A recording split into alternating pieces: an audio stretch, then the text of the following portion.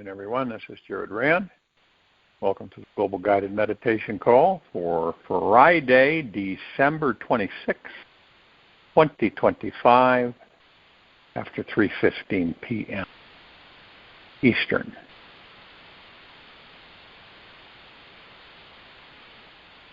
Make sure you're in a comfortable position, outside distraction, relaxed into your body. Focus, breath rising and falling, and still as a statue.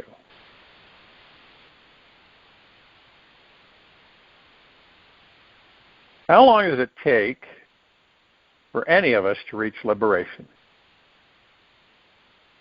It is not to be gained in the future. It is there forever, here and now. Realization is for everyone. Realization makes no difference between the aspirants. This very doubt you have, whether you are realized or not, with the notion, I have not realized, are themselves the obstacles to realization. Be free from these obstacles and see who you truly are, Ramana Maharshi.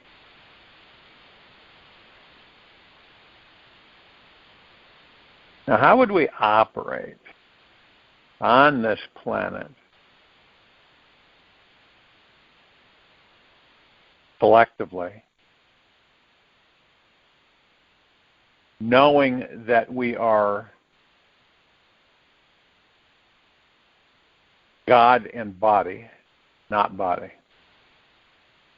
Now, interesting question arises that says, well, if you're ego mind and you know you're God, what would that do? It would be interesting, because chances of any of us becoming completely aware that we're a God in the body and ego mind is really, really, really slim.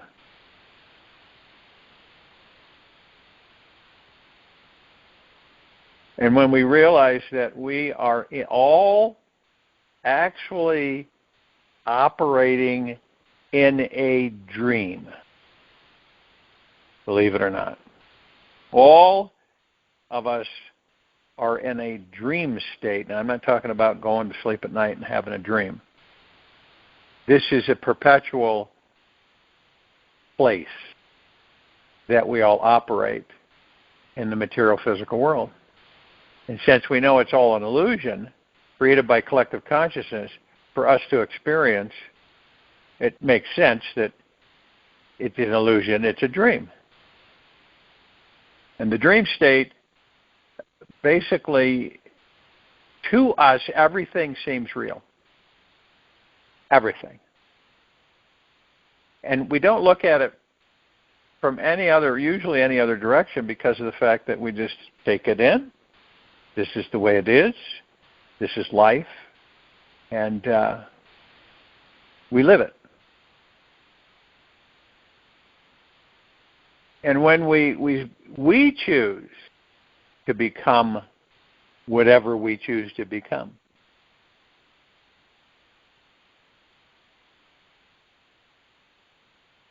the possibility of living in doubt, skepticism, and resistance to life will always be there in each moment.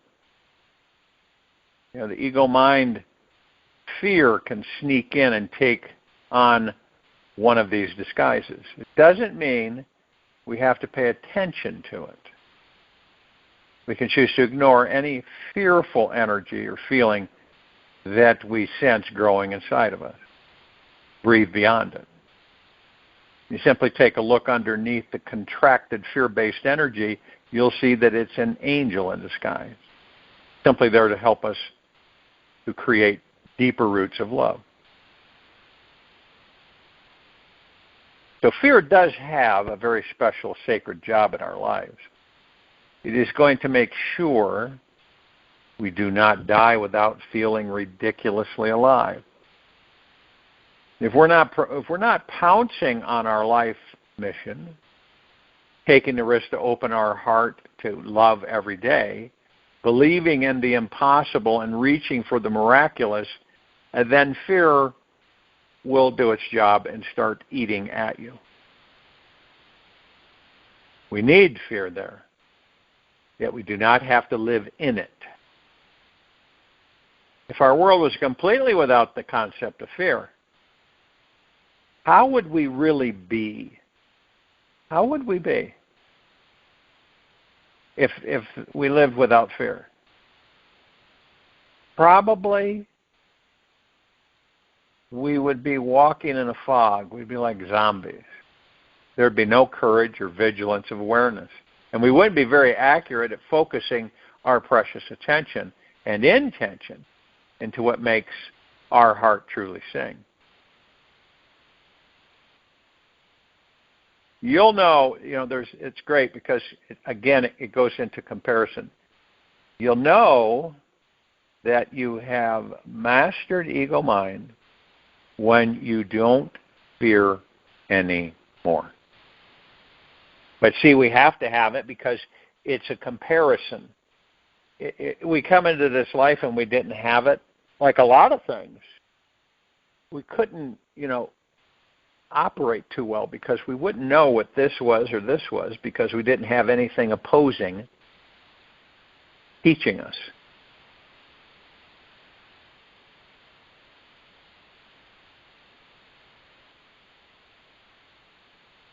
And in some way, shape, or form, we are all running away from ourselves. Yet, whatever parts we are running away from always end up becoming what we run towards at some point. You ever notice that? In this lifetime or the next. Learn how to embrace our fear, love our fear, and then we will form a deeper spiritual respect for life.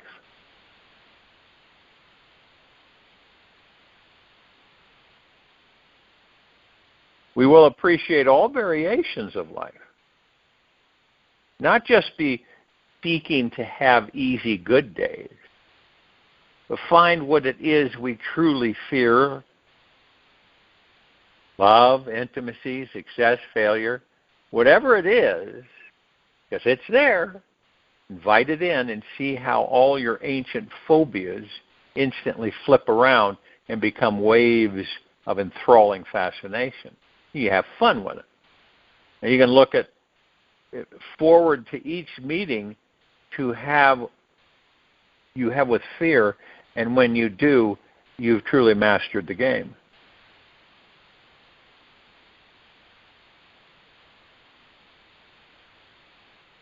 And because it's up to you, it's not up to anybody else. Never has been. It's up to you what you decide to do. For you.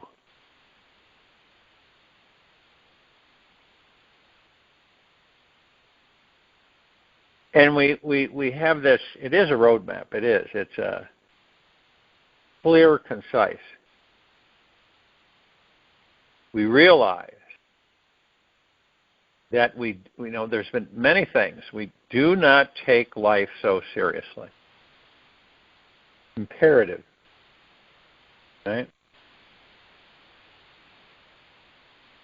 And the moment comes when you just start seeing life as non-serious. It's not a lack of responsibility or anything.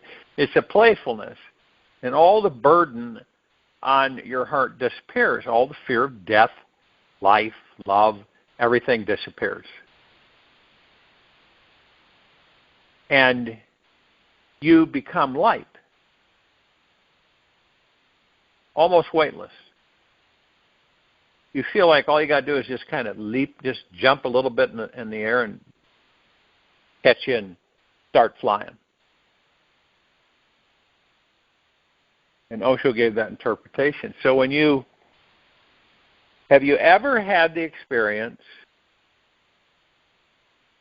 some of us have, not everybody, but when you don't have anything, zero, nothing, just you, okay? You don't possess anything. You don't have anything. You're just you. And you really do, to have that experience, the difference between having and not having is huge. Because when you don't have, you feel completely light. You don't feel heavy. You don't feel burdened. You don't feel frustrated. It's all gone. It's not there. It's only, and because, now some of us will have, and we know the having is temporary. So enjoy it. Right? And we're not really attached to it because we know it's temporary. And if it's not there anymore, okay, so big deal.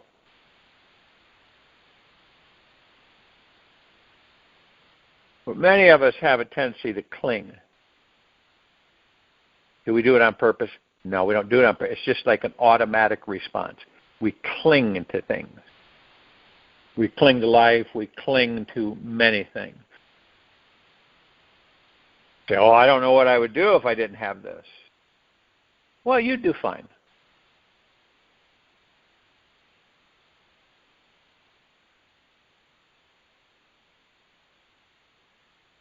And if you sat with yourself in silence, you would realize that we have this construct that we've created. It's called life. And we experience it in a material, physical way. Touch, feel, taste, smell, laughter. All of it. It's a lot.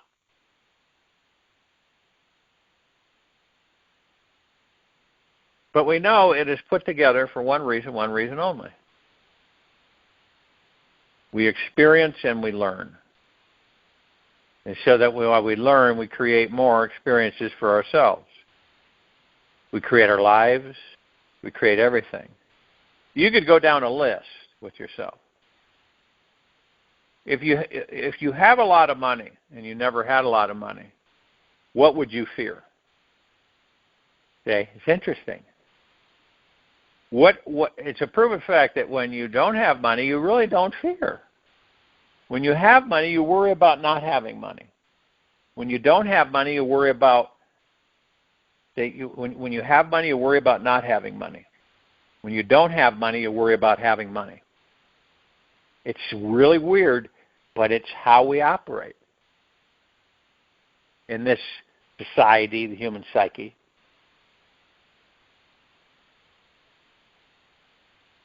When you love, you worry about not loving. Okay? When you don't love, you worry about loving.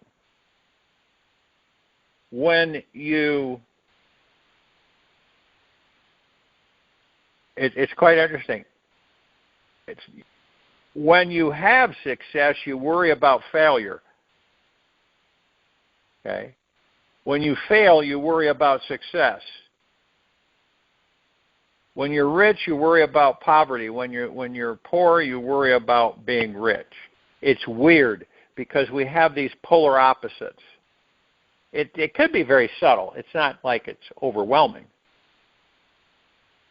But when you see it and you're not of it, this is when you're viewing, you're watching. But when you see it and you're not of it, it's quite interesting how it operates. Like a yin and a yang, right? When you're healthy, you worry about being unhealthy. When you're unhealthy, you worry about being healthy. What is all that? Where does that come from? It stems from the ego mind.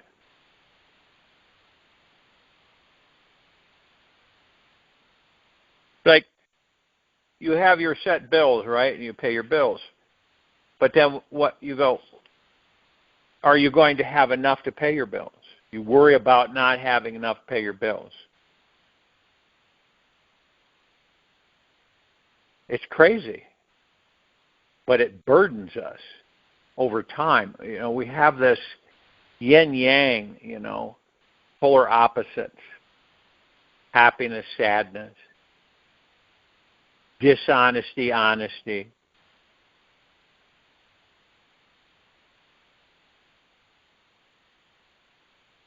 But the fear is in everything. Why is it there? So that we can acknowledge it and move through it. And what is it? It's an illusion.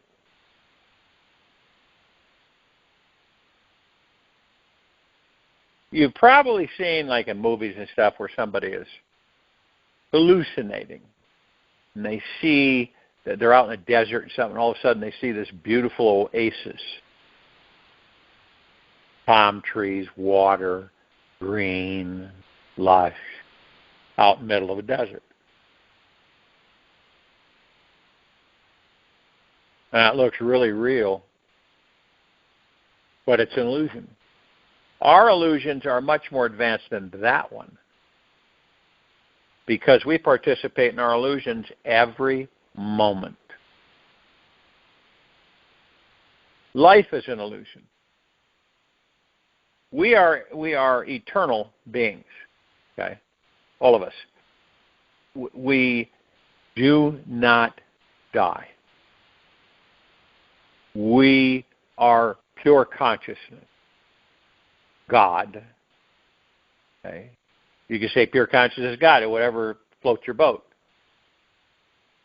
But we don't die. We continue through eternity. Now, one might come up with saying, well, then, okay, so I'm eternal. What's this thing about being in a body all the time? It's something to do. We're divine perfection to begin with. So we, in this density, this heavy third density, we experience.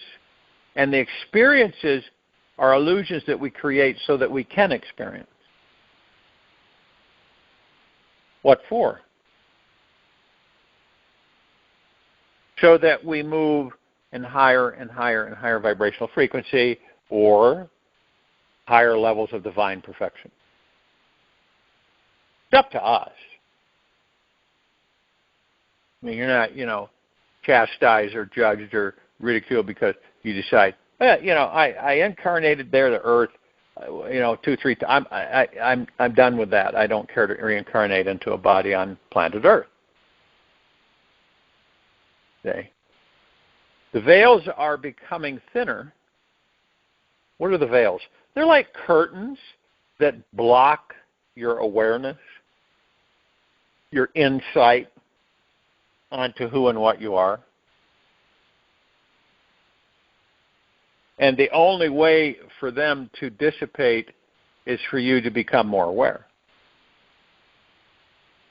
It's like the control mechanisms of this quadrant of this galaxy, where many of us are we realize that reincarnating incessantly for thousands and thousands and thousands of years is ridiculous.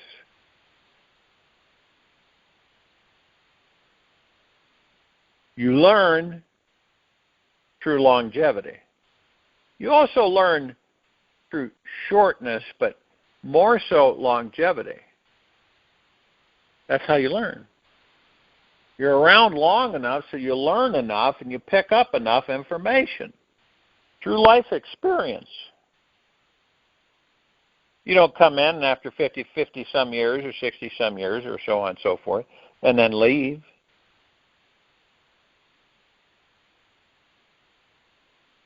So what's really happening is that the veils are disintegrating.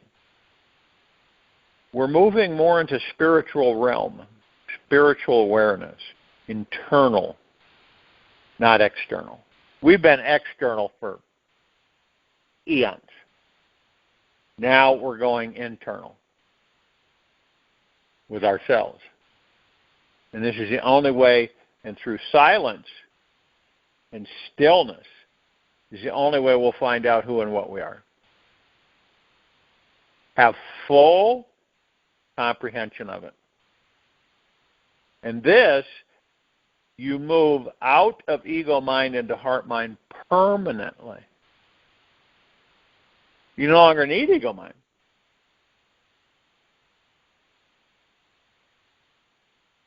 But the difference is that if you didn't have ego mind, like I said, we'd probably be a bunch of zombies. So we need ego mind. Okay? So we move out of ego mind into heart mind, which is now, the present, the moment, where ego mind doesn't exist. We kind of graduate, really. We don't forget about what ego mind taught us. So we don't end up being zombies. We just progress further and higher in vibrational frequency. And we spiritually advance. Do we still enjoy physical material life? Absolutely. But without the ego. We're on to different challenges and experiences. It doesn't make sense for us to spend thousands and thousands and thousands of years reincarnating and doing pretty much similar things over and over again and not having any recap of it. That's crazy. It's absolutely nonsense.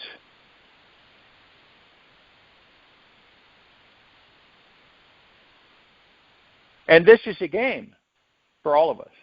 It really is. It's a game.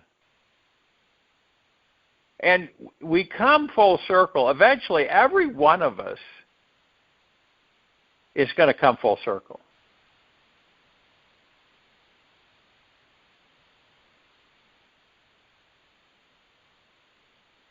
And we then move into, we realize that we have mastered the game. We have mastered ego mind. Fear drops away. We don't have those things anymore. We're onto a new horizon, an interaction. And when we discover who and what we are in these bodies, we've mastered the game. Do we stop? No. We have a lot more fun. We enjoy it a lot more. If you truly knew, without a shadow of a doubt, question of a doubt, completely, faithfully, confidently, trustingly, that you would never die, that you're not the body, but you're the God in the body, how would you be? Well, would you go out reckless abandon and say, well, I don't care about the body because I'm not the body and I'll live forever. I don't die.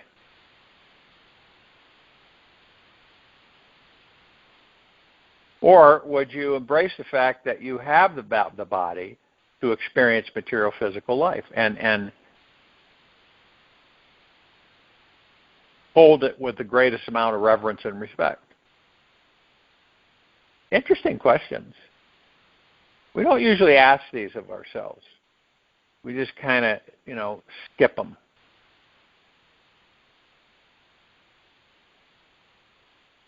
But introspection is key. It's a key element for us to grow and advance and expand.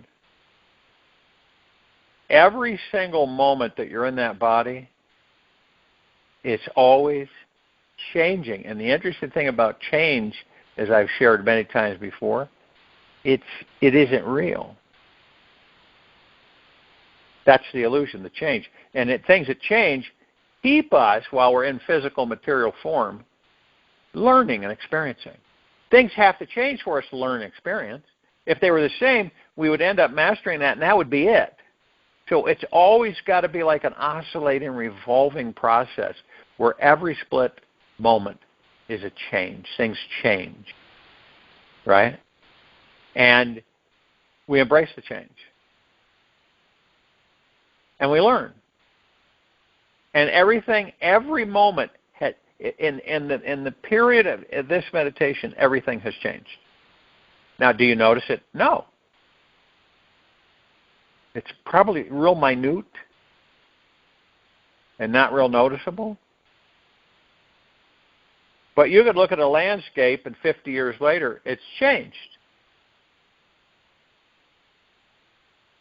You could be someplace and then leave and then come back many, many moons later, and there is a little familiarity, but you'll look and see all the change. Everything's changed. This is about us experiencing change, so it keeps us interested in material physical form.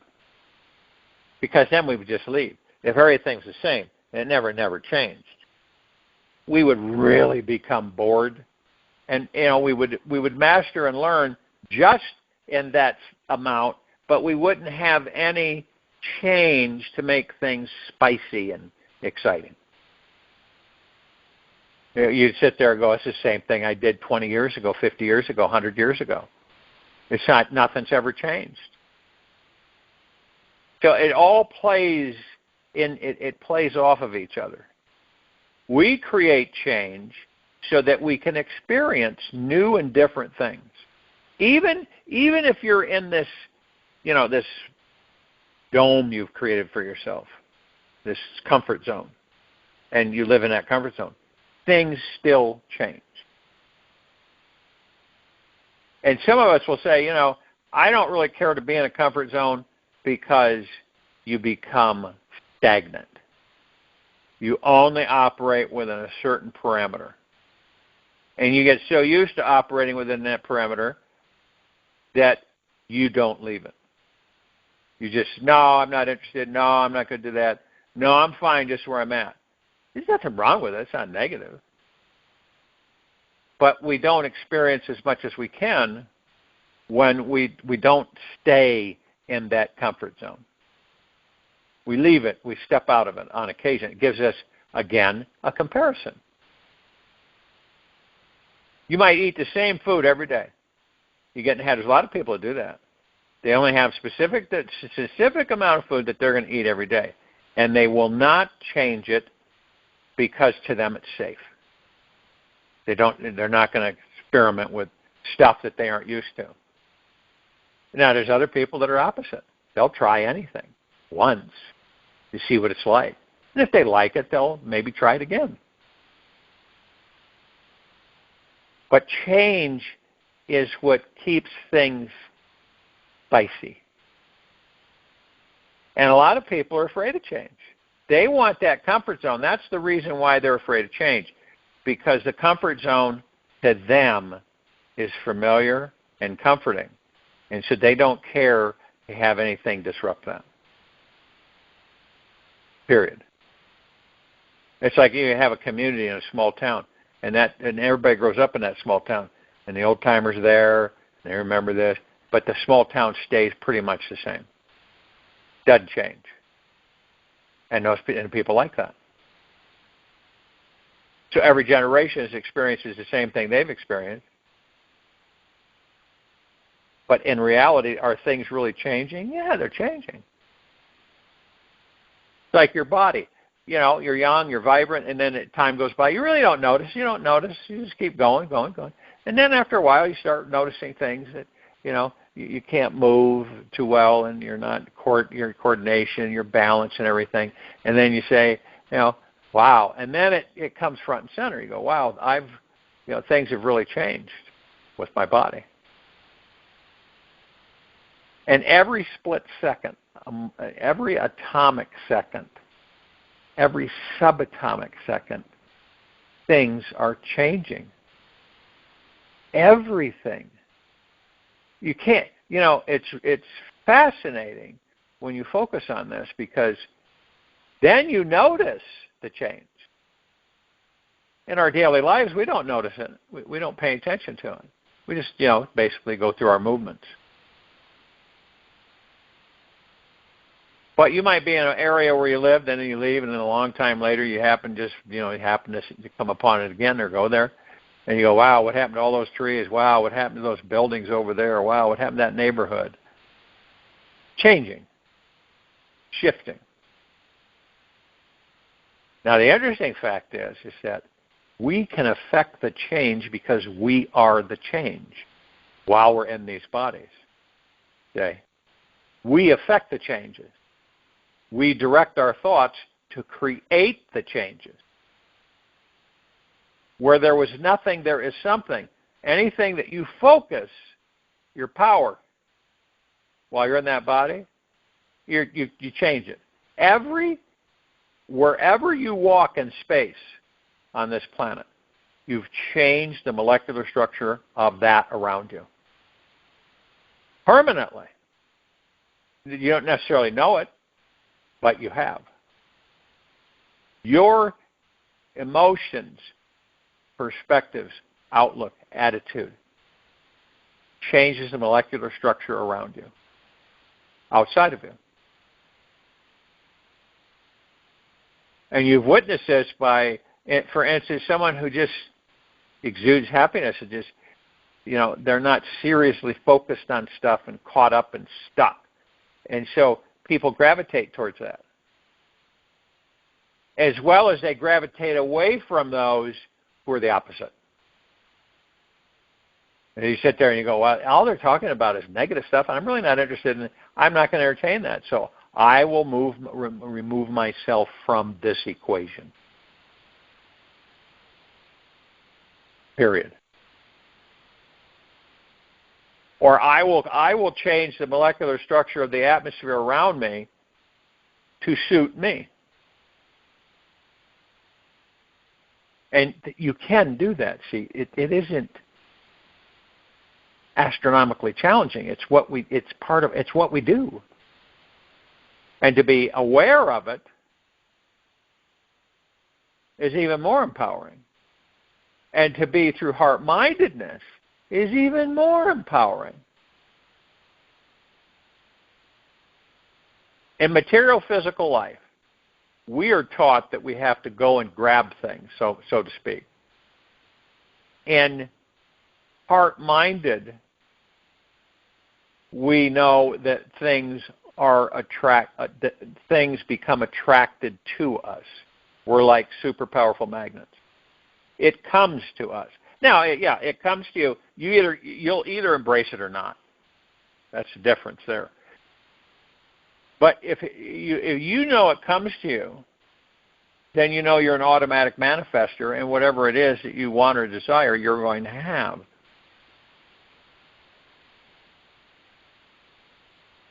So so boom. Instead of being taught the polar opposite, that we have to go after everything, which sometimes you might make it there, and then when you get there, from that point of view, you're so exhausted, and you go, wow, I thought it was going to be more than this. After all that climbing and stretching and pulling and hiking up, hiking down, and I finally get here, and this is it? And we have this attraction that we pull it in all the time. It comes to us. And we may not be cognizant to it, but it's all your thoughts. They're constantly creating. Little, teeny, medium, small, large, humongous. But you're not attached to them. You don't have expectations or attachments. You're not attached to outcomes of anything because you know that you've already manifested it. See, you don't worry. See, in ego mind, you worry, you fear, you stress. Oh, is it going to be here? Am I going to have it? When is it going to be here? How is this? And it really dictates the outcome of your manifestation through ego mind, which is usually no-show, frustration, disappointment. That comes into play through ego mind. Heart-mindedness, you just send it out and it'll be here. Doesn't matter when, what does it matter when? No. But when you get into that rushy, hurry, sticky, needy, then when is an expectation. You got to have that when. I want to know when. I know when. Tired of not knowing when. And that's frustrating. And it's irritating. It makes one irritable, stressed out. And it pulls you into a negative energy, a lower vibrational frequency.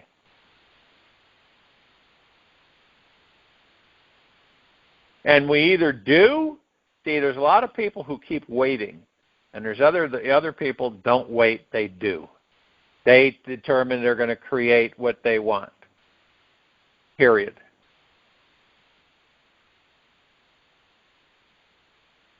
Hugely so.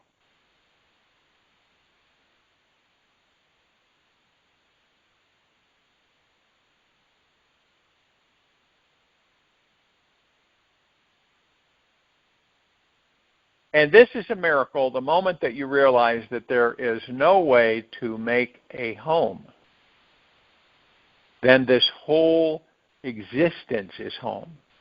Then wherever you are at home. Course in Miracles. That's very true. Course in Miracles was written by off-worlders. Interesting, huh? And every day we all get lost in a sea of duality.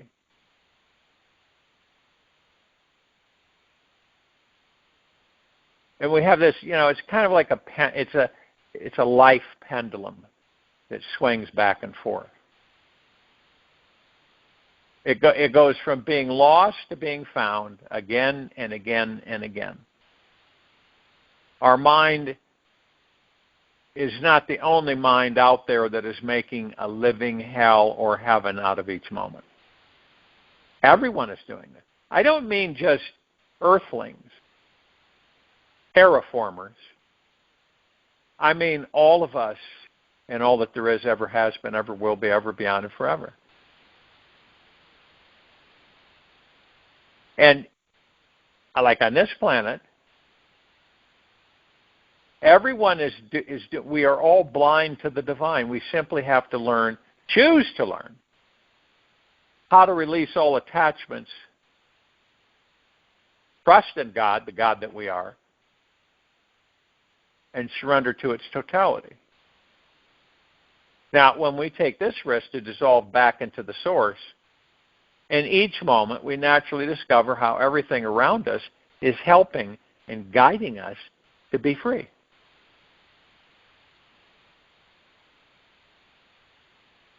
How many lifetimes, I've had people ask me this question, how many lifetimes do you figure we'll have? It doesn't end. Okay? It really doesn't. We'll have billions of lifetimes. But it won't be what we've been having for so very long of, amnesia, not remembering, all that is being wiped away. That's being dismantled.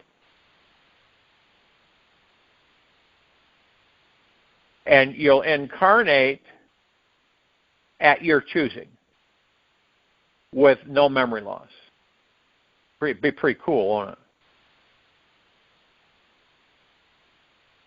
And there will be challenges, of course, because everything changes all the time. So one might say, when we become aware that we are fully, totally enlightened beings, what happens then?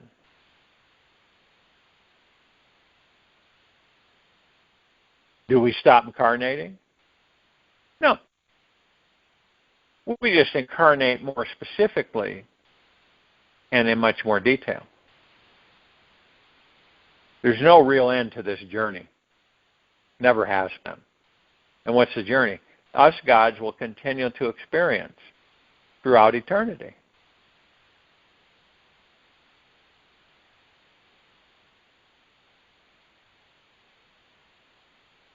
Now, the not so good news is that if we postpone, we'll miss out on the 1,000 opportunities heading our way today.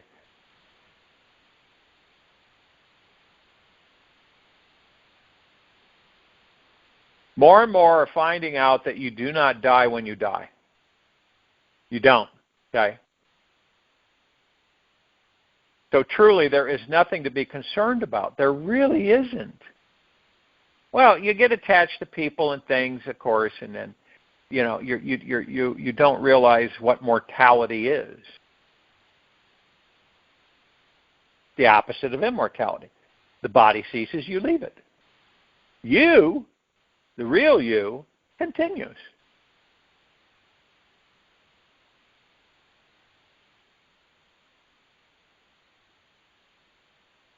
Because we will, each one of us will come to the full conclusion that we are eternal beings, that we just really, there's nothing to worry or to be fearful about, that we're on this infinite journey, and we are always safe and on the right path. We don't go off the path. There's a lot of people have interjected through the earth, oh, you know, you're lost, you're off the path. No, not off the path. We're learning and experiencing what we need to learn and experience, period.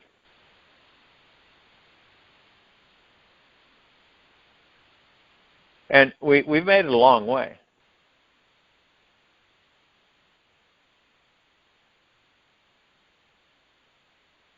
We've made it this far. And we are still very conscious and deeply sensitive beings. This is a very good sign.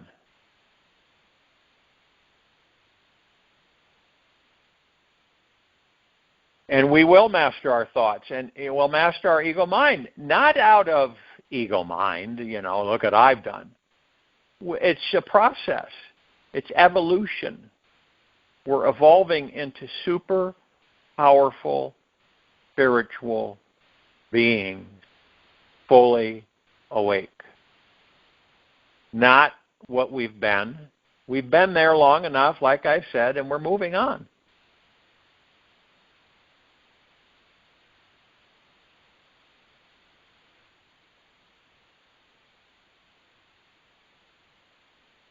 And we're becoming more and more enlightened. We are enlightened beings as the gods that we are. So we discover it. We rediscover it while in physical material form. You'll find yourself that you're judging yourself and others will disintegrate. It will get less and less and less. When you look at someone, you won't judge them. You just will look at them. Period. As gods in physical material form.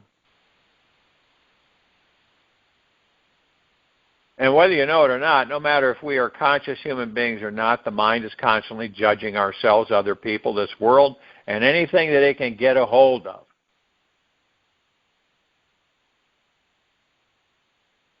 And it can judge anything in milliseconds. But you may not have realized this yet. But probably in the last 15 minutes, your mind has passed 10 judgments on yourself, someone else, or something in the world around you as either good or bad. Constantly judging. But as we become more and more aware, we master the ego mind. Because we watch it. We leave the mind alone. We don't think. We are in silence, solitude. We don't think. We don't need to think. Because when we think, we're in ego mind. When we don't think, we're in heart mind.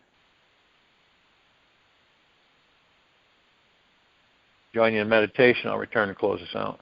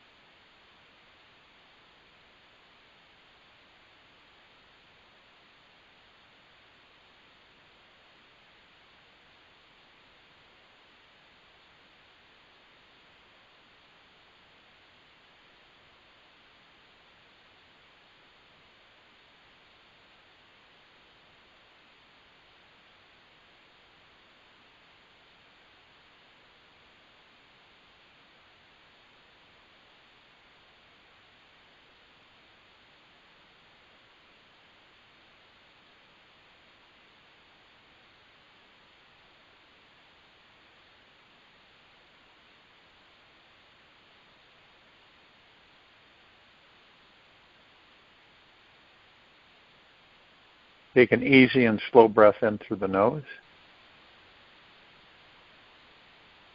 An easy and slow breath out from the mouth.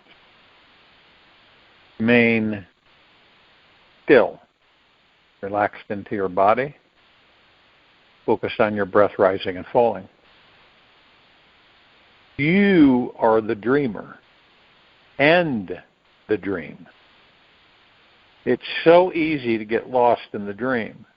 We are either dreaming about what we want or what we do not want to manifest. And when we notice who is aware of the mind, dreaming and scheming about everything in your life, you can see how easy it is to step back and awaken from the dream. You realize that you are the divine dreamer and the source behind the manifestation of your dreams. You are creating it all from within. Your highly creative imagination. This is your day to truly wake up, be free from it all. Get out of your comfort zone, step beyond this dreamland, and find that eternal witness who never dreams and is permanently awake, living life by smelling the roses. Take this with you for the rest of the day, into the evening and night, the following morning. We'll return here Saturday, December 27, 2025, after 3:15 p.m. Eastern, to continue our global guided meditation call. Gentle, kind, generous, and humble with yourself at all times. Being the highest of the highest high, deepest of the deepest deepest, purest of the purest purest, eternal gratitude at all times. No matter what's going on within you or outside of you. Open your heart. Allow the magic, the joy, the bliss, the happiness, the peace, the tranquility, contentment come flooding in.